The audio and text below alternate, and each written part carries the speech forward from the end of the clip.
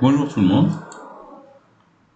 Nous allons continuer notre série sur l'orienté objet, en commençant par l'exercice numéro 2, qui nous demande de créer deux classes, la classe point et la classe cercle. La classe point sera définie par les coordonnées, abscisse et ordonnées. Elle nous propose de créer une méthode distance qui va retourner la distance qui sépare deux points, les getters et les setters pour les attributs. Donc cela suppose que les attributs sont privés. On va redéfinir la méthode toString pour l'adapter aux objets points et la méthode equals qui permettra de comparer deux points. Pour la classe cercle, elle est définie par un point qui représente son centre et un rayon. Donc on va utiliser la classe point qu'on a créée dans la première partie. On peut créer deux cercles de deux manières, soit en précisant son centre et son rayon. On suppose que ceci est le premier constructeur nous permettant de créer un objet de type cercle. Le deuxième constructeur, il a besoin du centre du cercle et d'un autre point qui existe sur le périmètre. Donc là, bien sûr, la distance qui sépare ces deux points sera le rayon. Les opérations que l'on souhaite associer au cercle, c'est la méthode périmètre, la méthode surface, la méthode appartient qui retourne un booléen pour indiquer si un point appartient au cercle, est-ce qu'il existe à l'intérieur de la surface du cercle ou non. La méthode toString qui va retourner une chaîne de caractères propre au cercle. Donc la première question, on vous demande d'établir le diagramme de classe.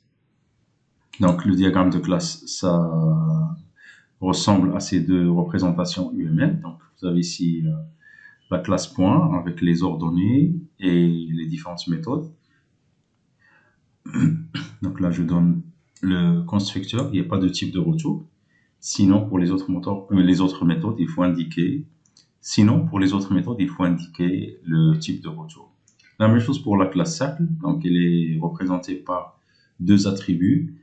Le premier attribut, il est de type point. Le deuxième attribut, le rayon, il est de type double. Et puis, les deux constructeurs, tels que demandé, la méthode périmètre, surface, appartient et toString. Dirigeons-nous vers NetBeans, où on va créer un nouveau projet de type Java Application. Je nommerai exercice 2, POO, sans créer de classe principale pour le moment. Alors, dans mon projet, je vais ajouter une nouvelle classe que j'appellerai point.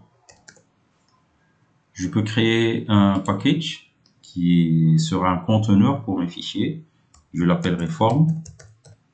Vous pouvez l'appeler comme vous voulez. Alors, pour la classe point, elle contient deux attributs qui sont l'abscisse et l'ordonnée. Un constructeur qui nécessite deux arguments qu'on va affecter respectivement à l'abscisse et à l'ordonnée. Donc, je les appellerai x et y. Puis, je passe à l'affectation. Abscisse recevra x et ordonnée recevra y.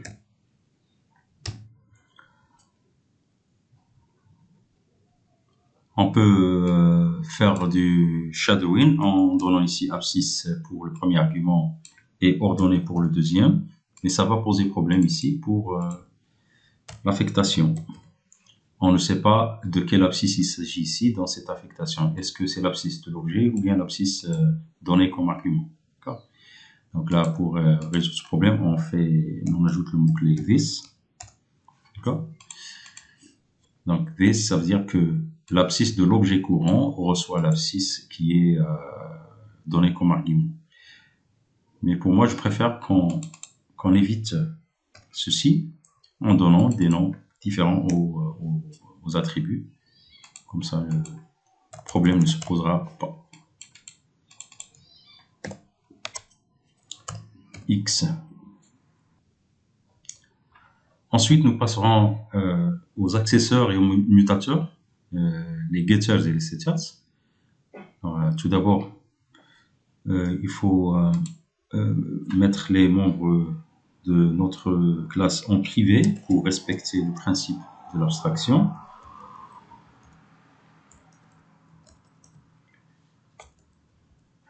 Commençons par l'accesseur, le getter. C'est une méthode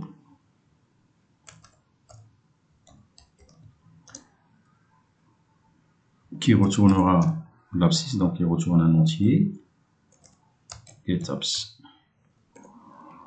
sans argument, et puis on va retourner l'abscisse de l'objet. La même chose pour l'ordonnée.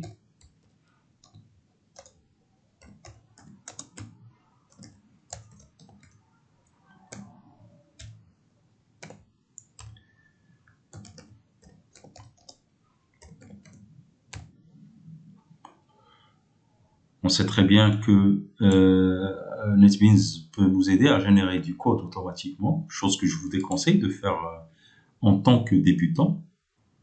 Donc il faut s'exercer encore plus. Donc là, je vais faire pour les CSS.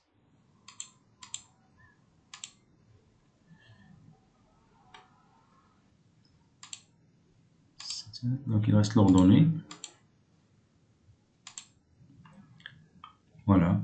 Là, c'est le principe du shadowing avec le mot-clé this. Pourquoi? Parce que l'argument, il porte le même nom que l'attribut de la classe. Donc, je peux régler ce problème. Il ne s'agit pas d'un problème, mais c'est juste pour éviter la confusion. On va le faire pour le premier. Je laisse le deuxième tel qu'il est. Ça ne change rien. Donc, comme vous voyez, le CSS, il est de type void, ne retourne rien, mais il nécessite un argument pour pouvoir l'affecter à l'attribut de l'objet en cours. La méthode toString, donc c'est une méthode qui est héritée de la classe object. Comme on a dit, quand on veut redéfinir une méthode héritée, il faut ajouter le mot-clé override. Ce mot-clé indique une redéfinition de méthode.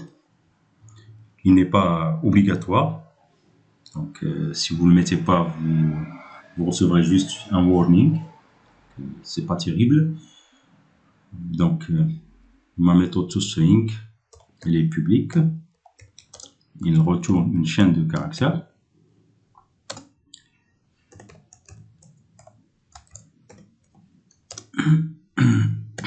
Sans argument. Et nous permettra de retourner un message qui décrit l'objet en question.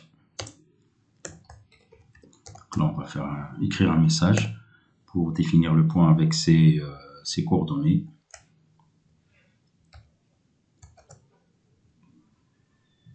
Abscisse plus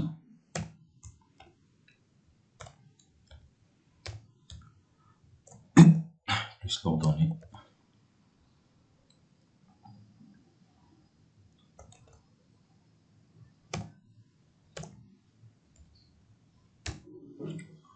Voilà. Il faut savoir aussi que on peut avoir la méthode toString grâce au code généré automatiquement par NetBeans. Donc, on insère le code. Il y a la méthode toString qui existe dans la liste. Voilà, avec un message plus ou moins différent. Vous pouvez mettre ce que vous voulez, soit une description avec une écriture simple ou bien une description avec plus de détails. D'accord. Ceci nous permet de pouvoir créer des objets. Donc, on va aller vers une classe utilisatrice pour tester la méthode point. Il faut savoir qu'il nous reste encore la méthode equals et la méthode distance qu'on verra par la suite. Alors, toujours dans le même package, je crée une nouvelle classe. Cette fois-ci, la classe, on va l'appeler application.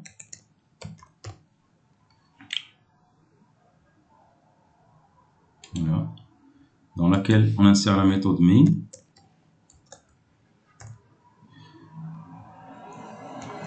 Je commencerai par créer un objet de type point. J'appellerai P1. Reçoit un new point. et je fournis les coordonnées de ce point. Je peux afficher maintenant des informations sur cet objet. Donc c'est p1.toString. J'exécute. Voilà, le message il apparaît tel qu'il est décrit dans la méthode toString. Je peux changer les valeurs en utilisant le setup. Alors p1.setApps. Je changerai aussi l'ordonnée. Je mettrai 25 et je vérifie le résultat qu'effectivement le point maintenant est affiché avec ces nouvelles coordonnées. La même chose pour le getter. Donc je peux l'utiliser pour afficher une valeur de ces coordonnées, par exemple l'abscisse, et j'ajouterai getApps plus p1.getApps. J'exécute, ça marche. L'abscisse est affiché avec la nouvelle valeur. Très bien. Alors maintenant, on va passer à la classe cercle.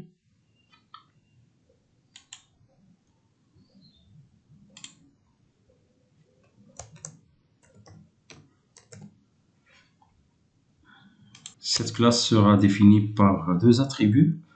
Le centre, qui est de type point, on va l'appeler centre, et puis le rayon qui est de type table. Premier constructeur,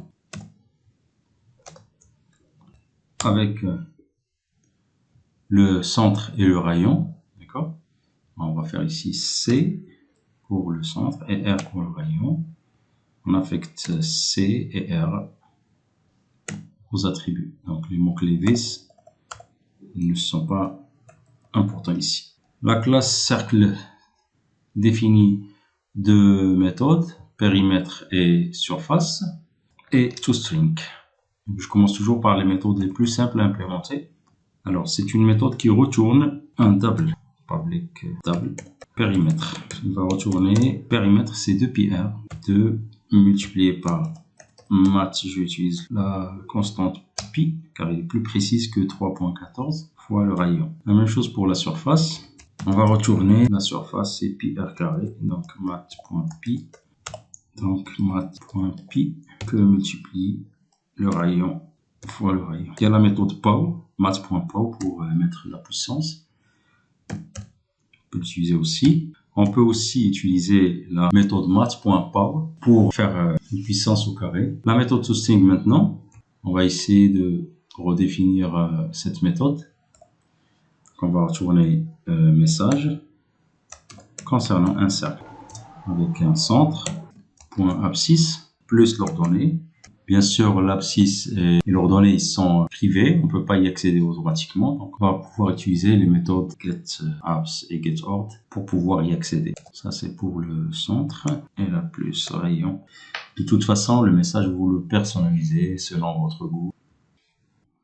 Maintenant que les choses sont faites, on va essayer de créer un cercle aussi, de la même manière que pour le point. Donc, cercle C1 qui reçoit new cercle avec le point P1 et un rayon de 25. On peut créer un cercle, comme on a vu dans le cours, en définissant le point lors de la définition du cercle. Donc le C2 reçoit new cercle. Alors pour le premier élément, c'est un point. Je vais créer un nouveau point new avec ses propres valeurs et j'ajoute le rayon. Je vais demander d'afficher les deux cercles. C1 et C2. La méthode toString, c'est la méthode par défaut, c'est-à-dire même si vous ne mettez pas toString, juste le nom de l'objet, on va le voir pour le deuxième cercle, ça correspond à la méthode toString. C2 tout court, c'est l'équivalent de C2.toString. Voilà, avec les coordonnées 30 et 25 et le rayon de 25, plus le deuxième cercle 15 et 2 avec le rayon de 45. Je peux enlever le signe plus. Mettre une virgule, c'est beaucoup mieux à ce niveau-là. Et un point virgule, c'est mieux. Je réexécute. Voilà. Bien. Alors, si je reviens sur la classe cercle, nous avons défini un seul constructeur qui nécessite comme argument le centre, point C, et le rayon. R. Si on revient sur ce qui est demandé dans l'exercice, nous aimerions aussi créer un constructeur permettant de définir un cercle à travers deux points, le centre et un point sur le périmètre. La différence, ou bien la distance qui relie ces deux points, sera le rayon du cercle. Je commence par définir un nouveau constructeur. Cette fois-ci, il va recevoir comme argument le premier point qui sera le centre et le deuxième point, un point sur le périmètre. Le cercle est défini par un premier attribut qui est le centre, donc le centre, ça sera égal à C. Et puis, pour le rayon, on a dit c'est la distance entre le point C et le point P qui sont fournis comme argument. Alors, pour définir une distance entre deux points, là, je vous ai mis une petite illustration pour rappel mathématique. Donc, entre deux points A et B, la distance est définie par la racine carrée de la somme des puissances des différences d'abscisse et différences d'ordonnées. Donc, c'est racine carrée de xb moins xa au carré plus yb moins ya au carré. On va essayer de faire une variable pour xb moins xa, une autre variable pour yb moins ya, et puis calculer la distance. On va commencer par définir la variable a, int a, qui sera la différence entre l'abscisse de l'objet du centre. Comme vous voyez ici, l'abscisse n'est pas accessible normalement. On a déjà fait le getAbs et le getOrdonné pour y accéder. Mais si je voudrais rendre l'abscisse et l'ordonnée accessibles, puisque la classe cercle existe dans le même pactage que la classe point, je peux changer le droit d'accès à mes attributs dans la classe point. Alors, au lieu de mettre private, je mettrai protected pour l'abscisse et l'ordonnée. Comme ça, ils seront accessibles pour toutes les classes qui existent dans le même pactage que la classe point. On voit ici que l'abscisse, maintenant, il est accessible. Moins p.abscisse. La deuxième variable, c'est b, qui sera égale à la différence des ordonnées, c.ordonnée, moins p.ordonnée. Pour C, ça représente le centre. Donc, je peux aussi mettre centre à la place de C, sans aucun problème. Je calcule maintenant le rayon. Le rayon, c'est la racine carrée de la somme de A carré plus B carré. Donc, la racine carrée, c'est la méthode SQRT de la classe maths. Donc, la classe maths, comme vous voyez, nous permet d'accéder à plusieurs fonctions, y compris la méthode SQRT. Donc, c'est A fois A plus B fois B. A au carré fois B au carré.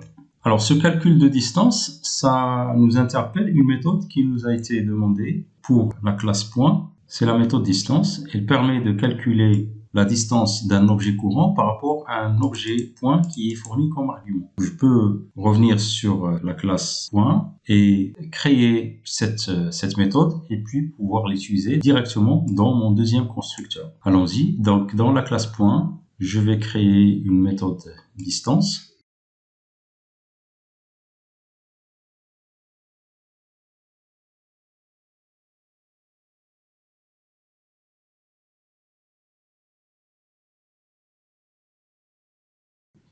Tel qu'elle est définie, il va recevoir un argument de type point et le résultat qui sera retourné, c'est la distance de type double.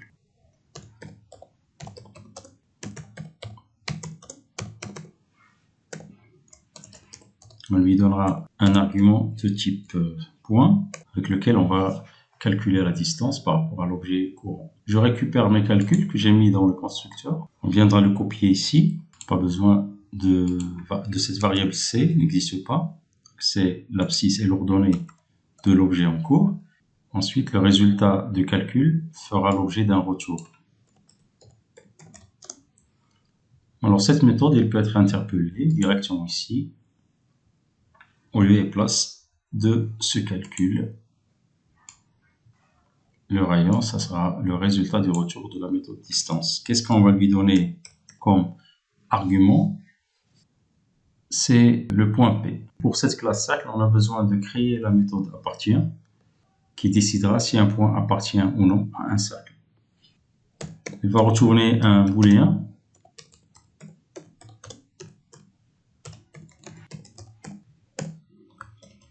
Son argument, c'est un point P. Alors, il va retourner le résultat d'une comparaison. Alors, qu'est-ce que ça veut dire qu'un point appartient à un cercle? C'est lorsque la distance qui le sépare du centre est inférieure au rayon. Alors, on va calculer cette distance. Je l'appelle D. Heureusement qu'on a la méthode distance. Ça nous facilitera la tâche par rapport au point P et le centre. Alors, si cette distance est inférieure ou égale au rayon, le point appartient. On va retourner 1, 2. Sinon, on retournera un false. C'est assez simple. Donc, on a profité de la méthode distance qu'on a créée dans la classe point pour pouvoir l'appliquer à chaque fois qu'on a besoin de trouver une distance.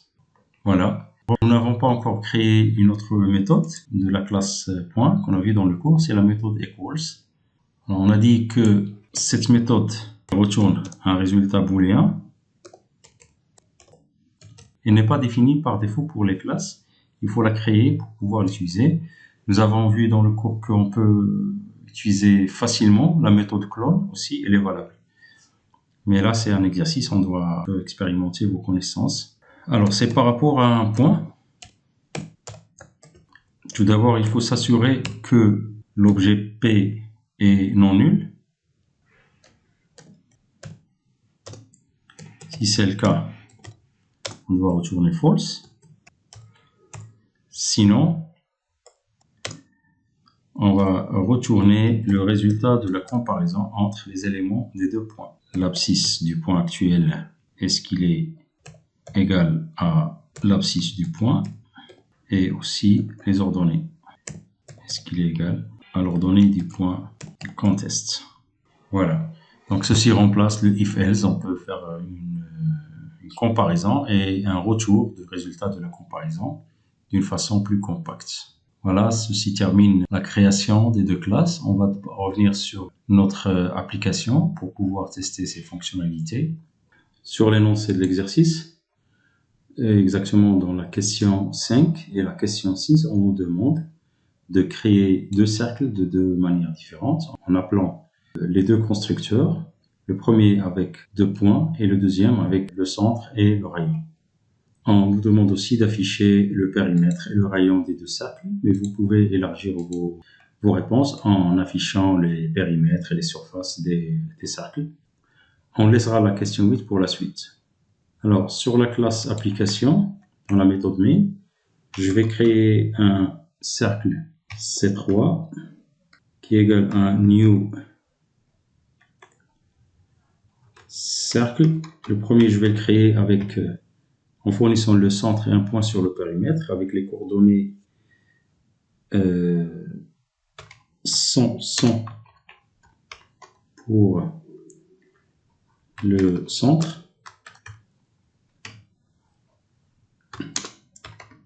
et les coordonnées 200 pour le point sur le périmètre.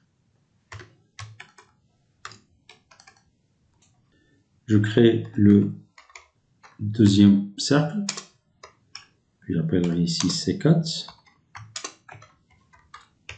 avec un centre.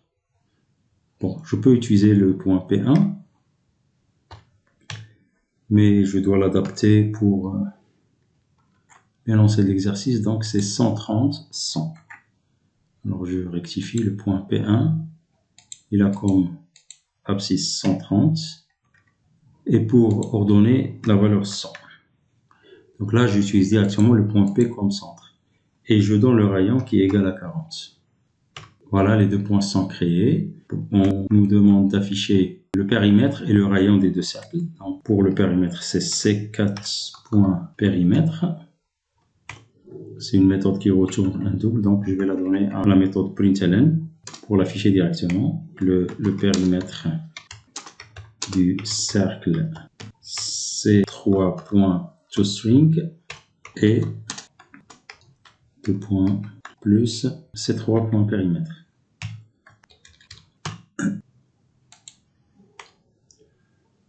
Je ferai la même chose pour le deuxième cercle en changeant C3 par C4.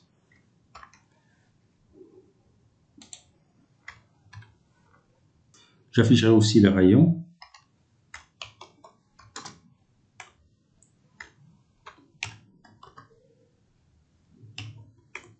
Il est accessible parce que je suis dans le même pactage.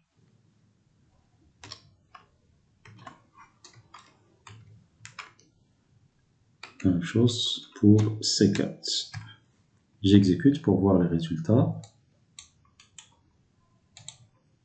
On a ici les périmètres. Ici le rayon. Le rayon du premier cercle, il est calculé avec la méthode distance. Donc c'est la raison pour laquelle on a beaucoup de points après la virgule. On n'a pas fait de formatage pour la méthode Fritz-Allen. Voilà, ça marche. Passons à la dernière question. On veut afficher si un point, ici de coordonnées 90-90, et on veut savoir est-ce qu'il appartient à l'intersection des deux cercles qu'on vient de créer, qui sont pour notre cas C3 et C4. Alors je commence par créer un nouveau point, je l'appellerai P2, point 90-90. Maintenant, on va faire appel à la méthode appartient pour les deux cercles. Donc si les deux méthodes retournent true, ça veut dire que le point appartient au cercle C3 et C4. Sinon, on aura false. Alors, on va faire un test. If C3 point appartient, P2 égale à true. En fait, ici, le test d'égalité n'est pas obligatoire parce que déjà, la méthode appartient et le retourne true ou false. Donc, je peux me limiter à appeler la méthode et c'est le résultat true ou false qui va remplacer sa valeur. Et C4 point appartient toujours P2. Alors dans ce cas-là, on va afficher un message. Le point plus P2, ce n'est pas la peine de faire appel à toString, appartient au cercle C3 et C4. Sinon, je donne le message contraire, c'est presque le même message, avec une négation, n'appartient pas au cercle. J'exécute. On voit ici que le point n'appartient pas aux deux cercles, du centre 100 et deuxième cercle du centre 130. On va essayer de donner un point qui appartient aux deux cercles. On va faire 120-120. J'exécute. Alors cette fois-ci, le point appartient bien aux deux cercles.